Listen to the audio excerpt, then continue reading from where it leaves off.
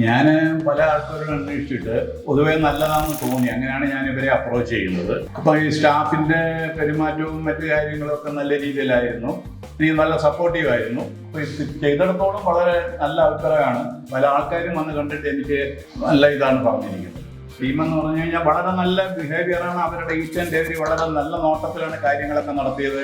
എപ്പോഴും എന്ത് കംപ്ലൈൻറ്റ് പറഞ്ഞാലും ഓൺ ദ സ്പോട്ട് അവരെ ക്ലിയർ ചെയ്യുന്നുണ്ട്. നല്ല രീതിയിലുള്ള അഭിപ്രായമാണ് എനിക്ക് അവരെ പറ്റിയുള്ളത്. ഞാൻ കിച്ചൺ ചെയ്തിടത് ഇന്നതെന്ന് പറയാനില്ല, ടോട്ടലി വളരെ വളരെ വളരെ ഭംഗിയായിട്ടാണ് ചെയ്തിരിക്കുന്നത്. ഇന്നൊരു പർട്ടിക്കുലർ പോർഷനായിട്ട് പറയാനില്ല, ടോട്ടലി ഓക്കെയാണ്.